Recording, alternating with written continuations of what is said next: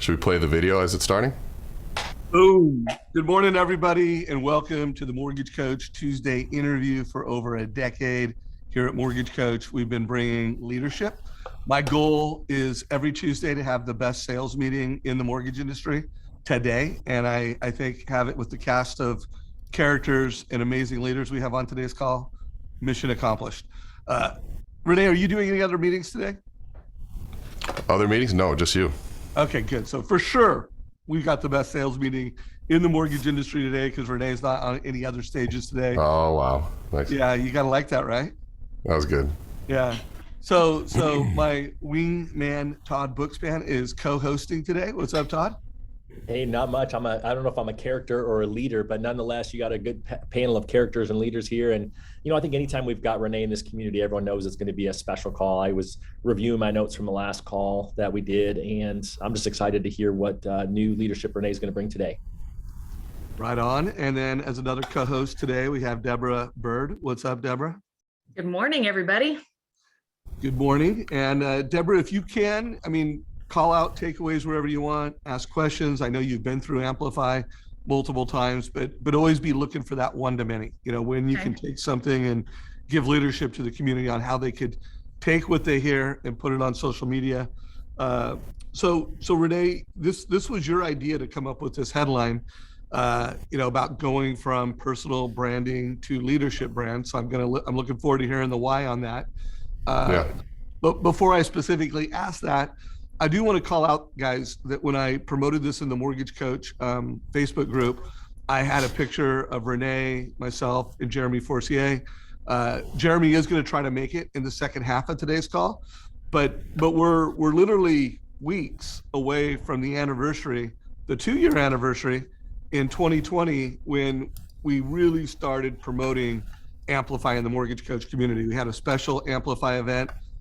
Jeremy was there, Dan Keller was there, Kelly Zitla was there. There was just a lot of, Josh Metal, there was a lot of iconic leaders in this community.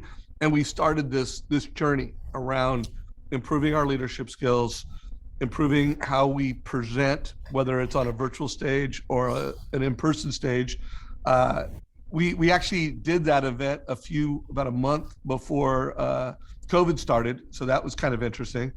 A lot has changed since then, Rene. So first of all, any comments or thoughts on just things you've observed since that 2-year anniversary coming up? Well, first and foremost, the gratitude for you all and you for seeing the vision behind it and putting your energy behind it. I think when you have a magic touch, Dave, and when you believe in something, you're an evangelist for it, and you not only do that, but you live it. I think you really took on, which is what I loved, was you took on a weekly sort of a commitment to continually practice stuff. And I think that's what a lot of us wrestle with, is how when we learn something new, how do we continue it into our lives? And so one of gratitude, I think it's exciting.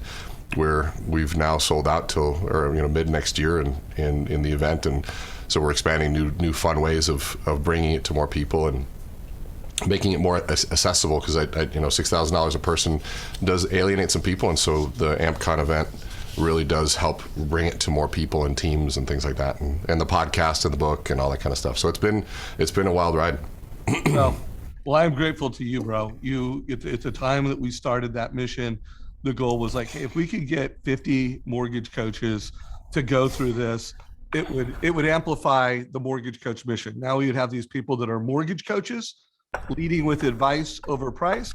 They'd be creating great social media content. And I don't know exactly how many mortgage coaches have gone through it, but I know it's hundreds. It's not 50, it's not 100, it's hundreds of mortgage coaches have been amplified. So I appreciate you. We looked at when we did the Modern Mortgage Summit, I think it was like almost 95% of the speakers had gone through it, or 90-some%. It was pretty wild. Yeah, no, you're right. And I would say it's over when you see people that are on stages in the mortgage industry, and whether it's on stage as a coach and leader in the industry, or they're just creating awesome content like Kelly Zitla, like Denise Donahue, the mortgage nerd, Dan Keller, some of the biggest brands in the mortgage space. It's like 80% of those influencers have gone through Amplify. So congrats, bro. So So let's talk about the headline. Why did you pick this, from branding to leadership brand? So this one, I kind of want this to be somewhat of a conversation too, because this is something that I hope if you're a leader, if you manage people, if you're dealing with people, and every time I think about it further, it applies more and more. And the concept is, we got to go back. Is it branding? We've always looked at branding as being something that was associated to helping me sell more and helping me market. So people knew it. It would, if I had a good personal brand, I could show up and my sales cycle would be faster. I would, build trust faster. All of those benefits are fantastic. But what I've come to realize is that personal branding now is not just about sales and marketing. It's about leadership. And I want to explain why, because it's a transition that's happened over the last 20 years. And this came from a realization, a new partnership that we have with an MBA program in Europe called Chimba. And they were at one point the number one MBA program, probably about 3 years ago, in all of Europe. And the president, CEO, or director, executive director, you want to call it, was also the founder of the Neuro Leadership Institute here in the United States. And that's where they take the blending of neuroscience and all of the research on best practices for leadership and merge them together to say, what does it mean? And sort of this adoption of what's happening with the one thing that we all have in common, which is our brain and neuroscience, and really truly human function. And then what does it look like in leadership? Which the best part is that's what my world has been for 27 years, is looking at that. And so when we met, he said, Rene, you've got 27 years of putting this into practice. We've got all the research, but we're in the classroom, we're in the books, we're in the research, you're in the field. And he goes, Rene, with his big smile, he goes, you don't know what you know. And even though I know a lot of the neuroscience stuff, he goes, you don't even begin to understand what it is that you know, meaning how we're applying it. And he goes, the challenge that we've had is around narrative. And I'm like, wait, stop. What do you mean? I go, I know what I mean by narrative. I know what I mean, but I always like to check, what do you guys mean by narrative? And that's where this new conversation came up. And my world started to kind of spin and going, okay, this means a lot more. And so I want you to try to follow the logical process of where I'm transitioning personal branding to leadership brand. And what I'm seeing is a lot of leaders, CEOs, P&L responsibility. When I say you have a P&L responsible, you're running a business unit of some sort, and the profit and loss is dependent on you. That is sort of the leadership role that we're talking about. And they're coming saying, I need to develop my leadership brand. I need to develop my leadership brand. And I'm going, these people aren't selling. They're running manufacturing sites. They're running financial institutions. And they're not selling something. But they need a leadership brand. And so I want you to imagine this concept. Prior to 20 years ago, there wasn't any research. In fact, I just found my paper, literally because I'm cleaning up my house. We bought a new house. And I found the paper I wrote on emotions, my last paper. And the struggle it was to find anything on human emotion, let alone anything on leadership when it came to science and research. There was just nothing. And so imagine this 20 years ago, Todd and Dave, check this out. You're 20 years ago, you went to work, right? So Dave, I'm asking you a question here. So I want you went to work and your boss, they made a facial expression at you, right? And so they make a facial, this is their angry face, this is their happy face. And you spend time understanding that at work, but you see them at work. You go to get a haircut that evening, and look at your boss is right there next to you as well, right? And so you've got your boss next to you, so you see that. And then you go to the grocery store. Your coworkers and your boss might be at your grocery store. You go to the baseball game, football game, kids game. Your boss might be the coach. And you work within a community that you're constantly seeing each other, and you're understanding people's facial expressions and people's reactions to things. And so when you think about that, you say, okay, so there's not much of what would you call room to fill in the gaps of that, if you will.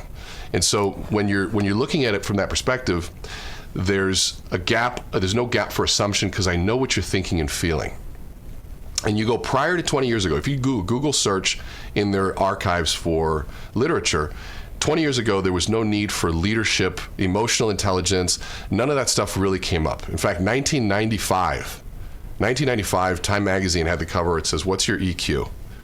And it's what's your emotional intelligence? That was the study done by Peter Salovey that Daniel Coleman went and did his big book, Emotional Intelligence, on. And that was sort of the big push into the mainstream of understanding that there's this thing called emotional intelligence, what we call a soft skill.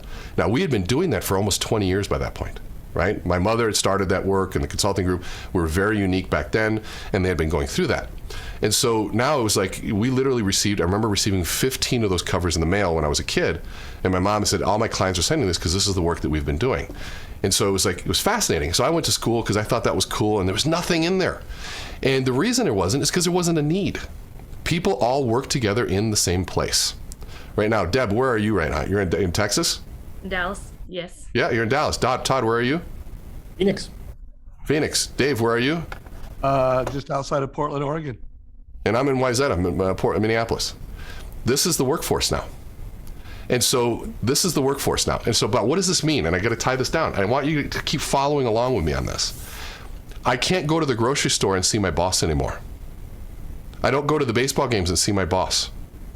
I don't go to get haircuts and he's not there or she's not there.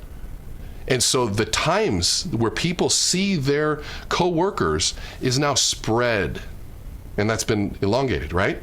And I might see them 1 or 2 times a year, maybe at an annual event. And now in COVID, I get to see you this way, which is cool. But that distance, that gap, is a lack of narrative. That's a framing gap. And you guys all know what we do, what the brain has to do if it doesn't have the narrative filled in by the person. What does it do? Creates it. It creates it. Exactly. And so this big narrative gap of distance between people there is a narrative gap in leadership. And so this, for those of you listening, this is where I'm getting asked. I'm working with a lot of CEOs in the industry here, and they're all facing the same challenges. Why is my talent leaving me? Why is my talent, some companies are writing massive checks for talent and people are just leaving. And here's the reason. They don't leave the company, and you've heard this before, they leave their immediate supervisor. But what does that mean? Let's dive in. We all know that it's almost been said so many times it's cliche. They're not leaving the company, they're leaving the supervisor. I told this to a CEO, they said, I know people that love you as a CEO, but will quit tomorrow because they can't stand their regional, they can't stand their branch manager. And I know people, and I told this to the CEO, I said, I know people that despise you as a CEO, but would never leave because they have an amazing branch manager and amazing regional. And I said, so the role that you play is very interesting as leaders. And if you're a large organization, you have people underneath you that are managing those folks. You want to retain talent, you need to fix those relationships. You need to teach people how to have relationships with people. And anybody who's receiving an override in this industry better start realizing that if you're not connecting with people, you're not just not, you're not going to keep talent. I talked to EVP yesterday who makes 200 phone calls every weekend to loan officers. Just to say, and random. If your phone number comes up somewhere, he just dials it and goes, hey, how's it going? What do I need to know? How are you doing? What's happening with you in your world? This is the number 2 person in the entire company. 200 a weekend. And I was like, how beautiful is that? Imagine just being in an LO and the chief X person calls you and goes, how's it going? 200. That's the commitment. But so we go, okay, so let's go. I want to tie all this together, right? I want to tie them. Let me see if I can draw a picture because I've never drawn this picture. But if there is this time gap, right? And let's say this is a year. How often do you think somebody in these organizations sees their regional or sees their branch? Maybe you go to work, but let's say this is the regional. Maybe do you think it's maybe once a quarter? You think that's fair? I was going to say once a quarter. Okay, once a quarter. Maybe I'd say that's a pretty aggressive. Player. Yeah. Right. Yeah. Well, right. If you're a player, if you're not, maybe it's sure. once a. Yeah, what's that, Todd? I said pre-COVID for sure, and I think maybe people saw the regionals once or twice last year potentially. Okay. Like the annual summit. Yeah. Okay, there you go. So let's pretend that it's just 3 times a year. So this gap right here, these little gaps here, you got 1, 2, 3 gaps of not seeing someone. What does the brain do, Deb? Says, okay. You don't care about me. It creates a Or story. it could, right? But what if this was a positive experience right here, Yeah. right? Really positive, that might buy me to the next one. But what if there was sort of just maybe a so what, ho-hum experience, and maybe there was another, I would just call it a zero neutral experience. With the brain, the experience starts to kind of die down after time, right?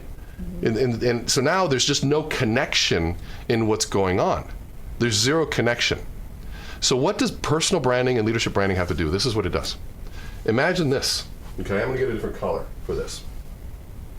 Imagine I write a monthly blog post, right? So I've got 1, 2, 3, 4 blog posts here about what I believe. It's not a bad idea, right? So now, these are what I believe about leadership. Let's say that now I also, let's say I do a weekly video. Let's make blue my weekly video, right? So now let's make it a different color. Let's go green weekly video. And so I got green weekly video. I do a weekly video, and I've got all this stuff happening. Now these are all interactions that my people are having with me and what I believe. Now let's say, what other personal branding things are there out there, Deb? What other things do leaders do for personal branding? Social media. Social media, perfect. I've got a great social media presence. Let's go purple, and let's just say I do 1 post a week. That's horrible, right? 1 post a week is just disgusting. You should be posting every day, right? But now all of these things. Let's go. I got 1 article. I do 1 big article per month in LinkedIn. Now all of a sudden, what's happened in that gap? It's been filled through a leadership brand. Here's what I believe as a leader. Here's how I approach talent. Here's what I believe about training and development. Here's what I believe about this. These are best practices on that. And then all of a sudden, this brand grows, and I'm reading about you. Have you ever met somebody that you've never met in person, but you follow what they do, and you're like, God, I feel like I know you already. And that great feeling, like, it's so good to meet you. I feel like I know you because I follow what you say. Leaders need to do that. Go back to our friend Richard Milligan. He says this all the time. He says the best recruiters are the ones with the best personal brand. Well, guess what? Most leaders in this industry are either attracting or retaining talent. It's acquisition or retention on talent and clients. It's the only 2 activities, acquisition and retention. And if I know who you are and I'm thinking about leaving, and I got person A who I've got 3 interactions with you, means I don't know you. So yeah, I can leave. It's like leaving a financial advisor. I meet with them once a year. Somebody offers me a half a point. Yeah, I'll move my stuff over. No big deal. Give me a half a point off my loan. That's the thing financial advisors don't realize. They lose assets under care because they have no connection. A good financial advisor that has a personal brand and all those types of things is like, okay, hold on a second. And so when we think about this, I met you 3 times. I've had 3 interactions. One was, it was pretty cool. The other 2 were, I don't even remember them. But my leader, I've got all of these interactions with them. I'm not leaving. Why would I leave somebody that's somewhat famous, quote unquote? Why would I be somebody that is known out there, that's doing something? And so that's the thought around what we look at for personal branding. Moving to leadership branding, right? Because personal branding is like, here, see my face. I'm following trends. I'm using the right music. And look at me, I've got followers and I've got all this other stuff, but I've said nothing about my leadership brand. Leadership brand, Dave, it's what you're doing. Here's what I believe about this. I read all of your LinkedIn posts. They're fantastic. But it might not have as many followers, but the ones that seek you out probably work for you and want to know who you are. Because right now, followers, that's a hard thing to get. I'd like to say I've got pretty good content. I get, excuse my language, I get shit for views. But when I post something sells at a pretty high price. So I got to balance that out. Like for me, it's like, wow, I got no views. I did my best reel, by the way, 2 days ago. My best one. I was so finally, I talked to Neil Holm and I was like, and he coached me and I did the whole thing because he said, Rene, your content's great, but your strategy sucks. And everyone's like, Rene, God, your social media is so cool. I'm like, no, it's not. It's really not. It just aesthetically might look right because I got a good designer and the content is good, but it does not follow the guidelines. And so Neil's like, dude, do it this way. And I did it all. And I got 3 likes. 3. Well, I finally goes, well, it's also Christmas, paid things, win. And I was like, it's frustrating.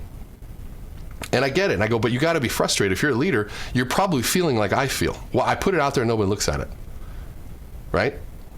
And so leaders that are doing this, if you have people that work for you, and here's the other thing. If you don't have anybody that works for you, what do you think your realtors are looking at? Think they're looking that you follow the latest trends? Or are they looking at what do you believe? What are you following? What is it to you? What do you think about service? What does a wow experience mean to you? What does it mean in those things? And so you have to think of yourself beyond the leadership, typical leadership. If you have people, they're leaving you because they don't know you and you have no connection, let that sink in. And if you got a remote workforce, you have to find out other ways to scale your belief system, to scale what you believe in, to be able to connect with those. And you have to leverage social media. You have to leverage the branding aspects of all those elements. Invest in good headshots. That's why I always kill Dave for putting my fat Rene photos up all the time. Like I got it, like literally every single time. I'm like, it's like, and that kills my ethos, right? Why do I get mad? Because guess what? If I can't master my health, what the hell am I mastering else? You know what I mean? It's like, those are things I had to look at myself and go, okay, you know what? I'm losing my credibility because I wasn't in shape. And that's true. I don't like that reality, but it's reality, whether I like it or not. So Dave puts up my fat photos and he's like, well, it's a good, like, I hate those photos, but that's you're looking at it a lot more critically than everybody else. else. I've gotten 4 messages on those already, FYI. Yeah, and they're all from buddies that know how you think. What they say, it's distracting. But it doesn't matter. My point is, it doesn't matter. It's like, the lesson, the tie-down has nothing to do whether it's right or wrong. The tie-down has everything to do that I had to look at my branding, and guess what? My health is part of my branding, whether I like it or not. If I am out of shape and I can't do that, and I'm trying to tell you how to get your business in shape, and I can't get my personal business in shape, that's part of branding. It's part of leadership branding. We've seen people, leaders that are so brilliant, and yet they lack the credibility because they haven't taken care of themselves. These are all I don't like them, but they're just part of the reality. And so, anyways, so let's go back. There's a lot here. I guess I'll stop here for questions, but I'll sum it up with this, because there's more. There's so much more we can go. But the concept is the gaps that we have. The gaps we have in a spread out workforce, a disparate workforce, is creating those gaps of narrative. And the thing in today's world, this is what the Neuro Leadership Department, the group, is looking at, is how do you fill the narrative and how do you teach people how to do that? Personal branding is why now it's moving beyond sales and marketing and into leadership and communication. So that's the essence of what we're talking about here. And you're losing people because there's too many gaps in the communication. They don't know who you are and there's no connection. You want to fix that, you got to fix this. So let me set the table, because there's so many different directions we could go, because one, you've positioned this primarily around, let's just call it the recruiting piece. And for example, when it comes to LinkedIn, I have a very specific leadership brand strategy. And to your point, I think you mentioned Richard Milligan, big, friend of mine, helps with my LinkedIn. And that is one strategy, especially, to your point, COVID has changed things. We don't see, and we never will see people in person as much, because I think we all are learning strategically, like, hey, there's time to use Zoom, and there's time to get on a plane, and there's time to go into the office, and there's time to work out of your house and be more. So I think always, I do not think we're going to go back to the connection, the personal in-person connection at the rate. I mean, there will be a day where we don't wear masks. There will be a day where we see each other more in person than we do today. But going forward as a professional, whether you're recruiting loan officers, whether you're recruiting realtors, in my case, I'm recruiting loan officers and mortgage companies, so we're all recruiting somebody. And so that's a thought. Let's do this, because Deborah, you've got a unique perspective, and then Todd, let's have you wrap a bow around this, call it this chapter of the conversation. But Deborah, you help loan officers recruit realtors and consumers, whereas Richard Milligan and crew, they help mortgage leaders recruit and retain mortgage people. So kind of like two different leaders in the mortgage space. But any questions you have for Rene, or anything you want to make sure our community pulls out of what he just said? No, I would say one, what I love about what Rene does and why I encourage every client I work with to start with Rene is he has a very loving but firm way of interrupting your story. And you can't create a personal brand when you don't even know the story you're telling yourself and you don't even know who you are. So that's the biggest challenge I see when I'm doing discovery calls with loan officers, is that they get so caught up in the logo and the color scheme, and they're not even thinking of strategy. And even when they start to talk about strategy, it's very clear they don't even know their biggest differentiator or how to effectively communicate it, because they haven't gone through a boot camp session, which is what I love Rene does, because he'll call you out, and it is collaborative learning. It's condensed. It's something that is unforgettable, because the things you learn, I forget how you said it, Rene, when Brian asked you this in our class, but it's like, how do you describe this and how do you make sure you don't ever forget it? And your answer, I don't know if you remember. Do you remember how you answered that? Gestalt. Yes, and how Wow. It's like the rubber band, once it's stretched, it never goes back. It's really hard to sell yourself online and tell your story when you haven't had someone interrupt it in a loving way but firm way, so that you're not just projecting out there what someone else, like maybe they follow Jeremy or they follow Dan and everyone compares themselves to them. They're like, I'm just going to regurgitate what they do, when you don't really own it. And it's getting that freedom and exploring, what is your secret sauce? And it's okay if it's different. Like, you be you and own it. And then you don't feel like a fraud when you're going on social media and you're saying you do one thing, like let's say TCA Tuesdays. All of my clients know I'm pushing them to do a TCA every Tuesday and go live. And when it's uncomfortable is for my clients who maybe told me in the discovery call that they do TCAs for every client. And then it comes down, it's time for the show, and it's Tuesday, like today. And it's like, oh, I don't know which one to present, or I don't have one to present. I'm like, wait a minute, you do one for every family. You should have somebody in the last 7 days that you've created a TCA for, that is a story that you can share that will help someone if delivered. So I love what Rene does. I use it in every content calendar that I create. I teach people the same sequencing that he, shared with me. And I highly encourage that people attend and get very, very clear on your, not somebody else's, your story and your why and where it comes from, and get good at telling it. Thanks, Tom. I appreciate that. I definitely think for those of you who are thinking, well, it's just me, I don't really lead, right? So Daniel Harkavy always says self-leadership precedes team leadership. And remember that you are a leader. You're leading your clients, you're leading those around you, you're leading your coworkers. And so I just love your little picture that you put up there, Rene, which was kind of the roadmap for what Deborah does for her clients at, Plug and Play SM, and what she does for, me at Win by Noon, which is that calendar, right? So I really looked and said, I wrote down what's my 2022 leadership plan and what are my gaps. So you have to look at what your gaps are and what are you doing. And then I just basically took your little roadmap. I said, all right, I got to do a monthly blog, a monthly LinkedIn article. I've got to do a weekly video. I've got to do a daily, social media post. And then, what else do I want to add in there? So I think it's brilliant that you just pointed out to everyone here to look at, that there is a gap potentially. And so I think you have to look at it, right? That's your role now as you're watching Rene, because Rene wants you to take action, right? Rene gets here because he doesn't want you just to sit here and listen. He wants you to take action. And I think that's going to be reflection. And whether you're going to create your plan yourself or you're going to hire Deborah, to help you do it, the bottom line is you need a plan for 2022. And if you wait till January, that's probably a little bit too late. You need to spend, you got 2 more weeks now before the end of the year. You need to spend a little bit of time and look at that and make the plan. And if you don't know what that content looks like, then look no further than the blonde that's here on the call that is making a whole lot of your friends here in the mortgage coach community look a lot better.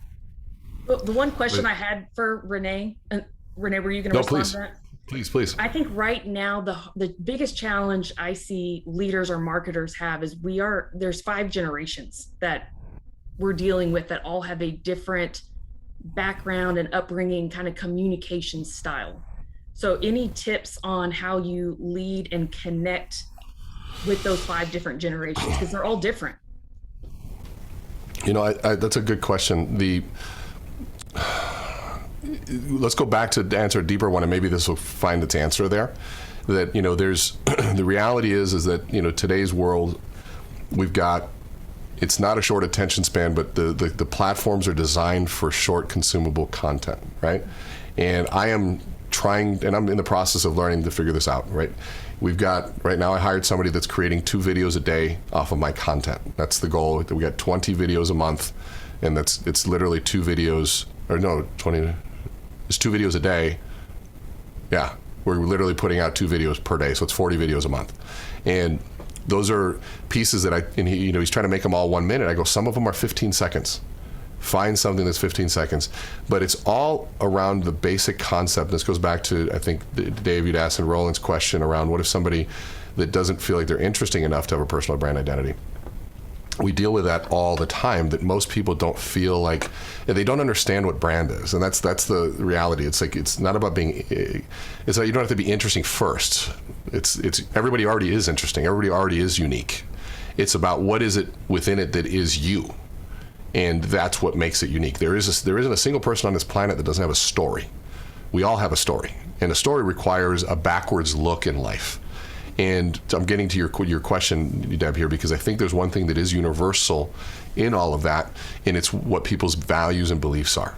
We had Brian Weiss came back for his 3rd time this last week, and we were in, I don't remember what city we were just in, New York. And he came back his 3rd time, and he came back specifically for his leadership brand. And we came away with 5 pillars. And I said, what are the 5 things that he believes that came from his origin story? And if I can remember them, because we made him memorize those, but his whole brand strategy for the year is around the 5 pillars of leadership, according to Brian. Brian's 5 pillars of leadership. And his goal is growing it from, you know, I think it's over $1 billion to 10 billion over the next 10 years, his region, his sort of his area. And he's looking at building it around those 5 things. And you know, one of them is accountability, the other one's integrity, the other one's self-care. There's, you know, he's got these things that are important, but he can write about each one of those. And none of those independently are unique. And this is a thing I need everybody to hear. Your mission statement by itself is probably boring, cliche, and might cause somebody to throw up in their mouth. You know, it's like, oh, I want to save the world one loan at a time. But nobody cares. But if they heard the story of where that came from, then they heard this. It's all about sequencing. And this is what you learn in Amplify. Everything's a sequence. I called a realtor. We used to cold call live realtors. Dave challenged me to do this live. It's actually on my Facebook somewhere. And I would look at someone's realtor's page for 90 seconds, and I found one that, you know, had a mission statement that says, I want to change the world one home at a time. And everybody in the room, with 80 people live, laughing at them. And I said, no. I said, okay, you're laughing at this. I go, have you ever written your own mission statement? It takes weeks, if not months, to do, and it's brutal. So here's somebody that wrote one. So if you look at it from your cliched view, yeah, it looks dumb. But if you look at it from her view, those are her words. And if we're trying to understand the people we're talking to, she just wrote out what was most important to her. So I called, cold call, and said, hey, Sally. I said, this is Rene Rodriguez calling on XYZ Mortgage. And I go, I just ran across your mission statement, and I was really intrigued. You want to save the world one home at a time, or make the world a better place one home at a time? I said, where'd you come up with that? And her immediate response was, oh my God, you read it? I was like, yeah. And she said, well, my mother was in real estate ever since I was a kid, and she passed away 2 years ago from cancer. And she used to always tell me that every time that I put somebody into a home, that I created the opportunity for memories, for families to be together, for them to have dinners together, and for kids to have structure. And that was the foundation of the future of our country. And she said, so I want to honor my mother with my mission statement of changing this world and making it a better place, one home at a time. And everybody that was laughing at her was now crying as they were listening to a cold call. And that was within the first 45 seconds. And so now somebody would say that she's not unique, and most people are saying we're not unique. That's her story that she decided to tell. And everybody here listening has a story, but you probably tell it in the wrong sequence. And that's where the challenge is. You're talking about, here's my value proposition, and then you might mention where it comes from. where really it's like, here's who I am and here's how I grew up. This is what my parents taught me. This is what my coaches taught me. These are the values of who I am that now led into this value proposition of how I treat my clients. And people are going, whoa, all of a sudden now there's something there. And that process is what we call your ethos exploration of who you are. Your ethos is the essence of who you are, the foundations of your credibility. And if you can identify those foundational elements of what you believe, then you start building brand around that and content, and then a logo that matches all that. That was step 3, not step 1. People are like, we'll start with a logo and a color scheme. Based on what? Based on what looks cool from the outside and represents nothing of what you believe? That's the problem. That's why we went with mine. That started with the ethos of neuroscience. And I wasn't going to plan on until they forced me to go through that. And so everybody's got to go through, what do you believe in that process of the exploration of your life and what's important? And it's not always easy to do together. That's why you need somebody like Deb to kind of walk you through it on the outside, and you just grab what's easy and what's right there. And don't overthink the process. Don't think about what's trending. Don't think about all that stuff. Think about what's you. Who knows, you might be the trend next. But that's, at least it's yours. And now here's the other piece of it too. You got it, and this is the thing, you can't use social media as a cop-out to selling. You can't use marketing as a cop-out to selling. Okay, and here's what I mean by that. You can't say, well, I did a brand, I did a video, and nobody called. Guess what? I was in the cover, I've got my second cover of a magazine coming out in a month. First one was like 13 years ago. And I thought, my life's going to change. I'm on a cover of a magazine, 65,000 subscribers. I got 1 phone call, 2 phone calls. That was it. But you know what I did? I put it in the hands of everybody that I was working with. Prior to a call, I mailed them a copy. That's selling, by the way. It became a sales asset. So prior to, I may not have a lot of views, but most of my views probably because I go, hey, did you watch my video yet? Yeah, before we talk, why don't you watch this video? And then somebody watches it, and that video goes, oh my God, that's really cool. And then every once in a while, people will share it. If somebody's referring to me, they refer to the video. It's a sales tool. Create your sales assets on what you believe, and then people will follow you. And if you're recruiting, and by the way, to Dave's point, it's acquisition or retention. Whether it's recruiting, selling, or marketing, you're either acquiring something new or retaining something that you have. All of your emails, every video, it's serving one of those 2 purposes, and sometimes both. Acquisition or retention. But when you go into it with that, you say, okay, which one is this? You have an acquisition strategy and a retention strategy. Sometimes they're very explicitly different. Sometimes they're molded together in the same thing. And so serving those different generations, I think, goes back to the one thing we all know is, do I believe what you're believing and what you're talking about? Does it resonate with me? And of course, then you got to talk to people like you to go, which platform is the best one? Is it a short form content where it's 15 seconds and I've got something here, or is it something that's a little longer form?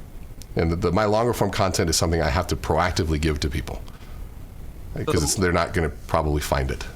I want to make sure something doesn't fly by that Rene just said. And, so many people post on social media and then it's gone. You got whatever likes you got whatever comments, and it had value. It had total value, regardless of how many likes. There are people that saw that and touched that. But what he talked about is social selling, where now you are taking the content that you created within the context of a relationship that you're trying to build, to either recruit it or to close it. That relationship, you're trying to build that relationship or, convert that relationship into a customer. And now you take specific tailored pieces of content and you share them within context. Massive value, guys. So, I mean, the Mortgage Coach YouTube channel and everything that I have accomplished in social media would not have happened if I just relied on the interwebs to take care of it. Oh, I put it out there and, it got what it got. Mortgage Coach Facebook group, Mortgage Coach YouTube channel, a big part of the success is how I, and then my team, like our trainers are using that content, our salespeople are using that content. And so I just want to remind everybody, social selling matters. You got to create great content, which Rene's made a great case that, especially in today's virtual world, creating daily and weekly content strategically with a calendar is what the top leaders do. But then don't just create the content, social sell with it, and don't give too many, don't, like, when you send an email and you, like, here's a video, it's not 5, hey, click here, click there, and click here. It's one click. And maybe there are times where there's, hey, check this or this out. And sometimes there might be 3, but if you're ever putting more than 3 links into an email, I would just caution you from doing that and lean towards one. So it looks like we have J-Force joining us. Jeremy Force, He's connecting to audio right now. He's connected to audio. So Todd, anything you want to say from a Mr. Win by Noon, taking action, anything you want to say at this point? Well, I mean, I think the bottom line is this: if you don't understand what your pillars are, you've got to start exploring how to figure that out. And I love the fact, Rene, that you've got the podcast out. It's excellent. I've subscribed. I would encourage you to check out his Amplify podcast, right? It's, again, Rene's not just charging. He already said it. I don't just have $6,000 at the top. He's got other things. He's got his book coming out next year. I know we're going to talk about Amplicon in a little bit, which I'm super excited about. Well, let's talk about Amplicon right now. I mean, I think that, anyone who didn't go to Amplify Live last year in Vegas, one, I think it was a rebirth for the mortgage industry. I think we all missed each other. Like, we needed somebody to drag us all out of our homes, get us on a plane and get us to Vegas. And the only person I know who could do it is Rene, and we were all there, and it was such an impactful event where it didn't cost $6,000 to be in a room with the best of the best in the mortgage industry and to learn live from Rene. And I know, Rene, you've got that coming up next year, and I know that it's on my personal calendar. I think that if you are looking for a way to grow without having to spend what it costs to go to a normal, small, local Amplify event, this is a great opportunity for you. I just can't wait to be there again myself. Hey, Rene, what is the date and how much is Amplicon costing this year? So it's on March 14th, and so here in Las Vegas, 2022, it's at Caesar's Palace. And it's actually right afterwards is a Momentum Builder conference, which I'll be on stage with Gary Vee and Ryan Holiday, Hal Elrod. And so what's really cool is the video actually came out, which is really fun to watch, of last year and all the people that were there. $595, but early bird brings it to $495, and then of course Mortgage Coach has a discount of MC100, which will bring it to $395 per person. So we designed this to be something for people to bring their teams to, because you've got the whole concept around frame, message, tie down, and storytelling and origin story, and this is a group of people that were all committed and wanting to learn that same piece. And so lots of different people that were there. It was really fun. It was a really super fun, collaborative day where people got a chance to share their stories, and a lot of people that have been through it, a lot of leaders sort of shared how they've been using it. And so it was very focused on the application of it. And this next year, we've got a very different event planned. Rorion Gracie, who's the founder of the UFC, somebody that I've been helping sort of develop his story, even though he's, to this day, probably the most charismatic storyteller I've ever met. But he's got a major motion picture coming out on his family this year in the movie theaters, and then Sports Illustrated just finished a documentary on his family. So he'll be there to talk about that story. And if you're interested in the UFC and how he uses it to sort of pitch, it's fantastic. Good friend Brad Lee, who, if you don't know him, follow the real Brad Lee. He's somebody I've been helping get his story. He said, Rene, I'm a talker. I've never been a speaker. And then I showed him the Amplify formula. We spent 12 hours on Zoom. It's 9 hours on a Sunday, and then I went back to another 3 hours and went to his office, and we recrafted his entire presentation around the model. And he's going to come and speak and kind of share his story. We're also building our virtual platform on his platform, which is going to be really fun. And and this is going to be a lot more collaborative this year. So we're doing some group activities. We're going to do some things that it literally is going to be like a big long workshop for people to learn the process. I want to get into as many hands as possible, and this is sort of a fun way to do it all together. Right on. Well, hopefully we can get Jeremy there this year. Yeah. I'll never forget Jeremy when he first learned the process. Jeremy, you remember this when you walked out in the hallway and you were like, dude, frames are everywhere. Like, Blacked and he looks out. over a sign. He's like, signs of leader. And he starts framing up the entire hallway. Literally, I told that story 100 times. It was hilarious. What's up, Jeremy? I could use a refresher on it, and you're right, though, it is everywhere. It really is. It's unlimited as far as what you can talk about, from a tie down, set up, tie down, tie it up again, and tie it up again. Where are you at, bro? I am at a real estate office. I just finished. I do a weekly accountability meeting with 9 agents at a RE/MAX office, and we focus on one area of life per week and make a goal around it, and I hold them accountable with consequences to it. So I just finished it up. Nice. That's awesome. Nice. Well, we're going to have to do a full Jeremy Forcier power hour on how to kick off 2022 next month if you're game. The theme of today's call has been going from personal brand to leadership brand. And one of the points that Rene made is that, we're in this virtual world now. So we're not seeing anybody as often as in person as we used to. And likely never will. Like, we're going to see people more than we are today, but there's always going to be this hybrid virtual and in-person experience. And so he's just making the case it's never been more important to be creating content on social media, whatever your goals are. Any thoughts on that, Jeremy? Yeah. Content happens every second of every moment of every day if you pay attention to it. So a cool exercise that I did a few months ago was I just had to go back at the end of each day and look at my day and go, what happened today? What happened that was cool? Capture it. What happened that sucked? Capture it. Right? And what happened that was, it's called a no loose ends. So loose ends, things that didn't get completed the way that you want. And then there's a story in every single one of those appointments, interactions. It's not complicated, right? Stories, interactions, and that you can actually capture that by simply going through that exercise, and just creating content just simply from that. So that's what I did a few months ago, and I probably created, 3 months of content from doing that for 5 days, because you come up with so much stuff and you realize that you do have a lot of impact, you do have a lot of struggles, you do a lot of things that are cool, you do have great ideas, and you never accomplish everything that you want. But capturing that into a bottle is really, really, really important. So how did I do it?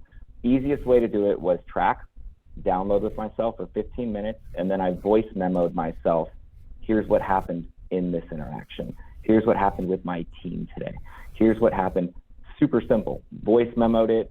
Virtual assistant transcribes it all. Now you have content. Like, super, super, super simple. Wow. I agree. Love that. I do. Can I just jump on that, Jeremy? I agree 100% that if you good content, I even hate saying the word content because we use the word so often, right? It's content, but good. If I'm trying to give people a different way of looking at this is showing who you are. That getting over the burden of, my life isn't interesting. Well, things are happening all the time, and the purpose of it. The purpose behind this, and the reason why we're talking about leadership brand, is filling that narrative gap that people aren't getting with you, right? If you're that person, I'm only seeing you 3 times a year. I've got you maybe at a conference if I'm lucky. This whole gap in between is filled. But if you're doing what Jeremy's talking about, and you share, here's what's happening throughout my day, and my boss owns a cat. Oh my God, he's a dog lover. Or my buddy loves to go fishing. I love to go fishing. And then on top of that, I'm learning the leadership ethos of what they believe. Now I've got all these interactions that are happening throughout the year that now every time I see you, it's like I know you because I've been following all the things. How's your kids in gymnastics? I saw that your daughter did this, and it's all that sort of stuff. And if you're proactively putting it out there, now all of a sudden, when somebody leaves you, and this is the whole premise, people aren't leaving the company, they're leaving their manager that had no impact. Yep. And there's managers and regionals 100%. that are so busy, and the world is forcing us to sort of grow, but they're growing without doing what Jeremy's talking about, is putting it out there. Here's what I believe, here's what's going on, this is what's happening. And what I was going to do this, if you guys want, at some point, let me know. This will be, because we talked about how do you create your leadership ethos, and maybe Todd or even Jeremy, if you want to do it, we can play a little game in a couple minutes. We'll create Jeremy's 5 pillars of leadership, or Todd's 5 pillars of leadership. And there's a real simple way. We keep it real simple, something I think people can walk away with. And you say, okay, if I can come up with my personal 5 pillars, and that's an arbitrary number, but I choose 5 because I can put them in each finger, and I teach people how to memorize them, right? Like, here's the first thing. I believe in accountability, right? In everything. And I believe in recognition. There's my number 2, right? I believe in taking responsibility, right? Pointing it at yourself. I've got 3. 4, I believe in having a flame of a why, right? And so we learned this is my why. This is how we do with Brian. And 5, wrapping it all together into self-care. And so now that becomes a presentation. I believe in 1, taking responsibility. 2, I believe in having a great team around me. And 3, I believe in taking personal responsibility in what's going on, but having a personal why that's really powerful. But then I wrap all that together into self-care because I'm not taking care of myself. Now all of a sudden he's got his 5 leadership things right there in his hand. And that's his presentation everywhere he goes. So I'm trying to teach people, how do you get those 5 things that's just a starting point, that's beyond the, hey, I fed my cat today, into here's what I believe about leadership, here's what I believe about talent, here's what I believe about those things, and I could write 20 blog posts and micro content around each one of these pieces. You could take 1 per quarter and have some things. You get with somebody who's a good writer and they listen to you talk about it and they expand on that on a few paragraphs, and you've got your blog post ready to go. You got a video, we just talk about, here's what I believe about this. So I don't know if you guys want to do that. I'm happy to do that. It only takes a couple minutes. I think that's awesome. Yeah, I think it's fantastic. Would love to do it. I have 4, so I need a 5th. You can help me with that. What are your 4? Go ahead. So finish your 5. It's free, right? Well, yeah. So before I get into that, is that one thing that I'll make everyone caution. Okay, caution. Is that, like, creating content has to be real. Okay, it can't be fake. It can't be a caricature of yourself, or like a character that you're creating. You're not in an effing play. You're not acting. Okay, it literally has to be real. And when you start creating all that stuff, what happens is you will attract the right people, and you'll repel the people that maybe aren't into that, and that's okay. It's okay. You're gonna attract the people, and that will happen in anyone in any leadership position, right? Is that you may figure out that, like, something isn't a good fit. You just have to know that it has to be real, and then you'll never have any regrets. It's not about winning everything. It's about creating and sharing who you really are, what's really important to you, and then engaging, whether that's with customers, business partners, loan officers, whatever it is, and that are on that same page and want that same thing. And if they don't want that, or if they want a curated experience or something different, then that's okay too. But just know that that's where the biggest change happened for me, is when I got less concerned about what things looked like, or how was I going to use this, and I just started doing it and just started sharing it. It was real. I couldn't agree more, because the louder you are about what you believe, the more you'll attract those that believe that as well, and you'll scare away those that don't. And you want to, because who are the people you hate working with? Are the ones that don't hold the same level of a commitment to excellence that you do, that don't care about customers the way that you do, the ones that, and if they're like saying, no, I just want to focus on this, and it's so opposite. It's like putting the fake ad about who you are to date, and then you actually get to them and you're like, yeah, I love country music, and then you go to the country music dance and she's excited, and you're like, this freaking sucks. Well, why'd you tell me you liked it? Like that's right. Yeah. So I love it. I couldn't agree more. Can I insert something here that I also think is really important with what Jeremy and Rene just said, is that when you create content that's real, it also becomes a personal improvement thing that you're doing. You're not just creating content to impress people or to connect with people or to recruit people. You're actually getting better. You know, like when I first started doing interviews of people, I wanted to be closer to the trenches. I wanted to be a better leader to mortgage professionals. So if I just, I made the commitment, if I'm going to interview a loan officer every Tuesday at 9:00, I'm going to be a better CEO mortgage coach, and I'm going to create content that helps me recruit more loan officers. So I want you guys to really hear what he said. Like when you're creating great content, you're also becoming a better you if it's authentic. And if it's not authentic, and if you're not really doing it, like let's say a TCA Tuesday, if you're not really giving total cost analysis to your family, but you saw Denise Donahue do this rent versus own, and you just took Denise's thing and you did it, okay, it's a good marketing message, but you're getting about 1/10 of the value that you would get if you're like, oh, I'm having these strategic conversations, I'm providing solutions to families and helping them see the light of renting versus you're going to be a better you. So as you're, we're getting into wrap up mode. So I'm going to hand it back to Jeremy and Rene. You want to be a better you, create better content. And then remember what I said, like just putting that content in social media, that's like check one. It becomes more valuable when you do social selling with it. When you take that one piece of content and there's a realtor you're trying to recruit and you forward that one piece of content with context and you use it as part of your selling process. So everything we're talking about, leadership branding, your marketing, your selling, and you're becoming a better you. Jeremy, any thoughts on that before we give it back to Rene? No, I think you're spot on. Yeah, it's just sharing is caring, man. Sharing is caring, man. That sounds like a T-shirt. We got to put that on Super Nice Club. So Rene, give your closing thoughts, and then we'll go around to Deborah and Todd.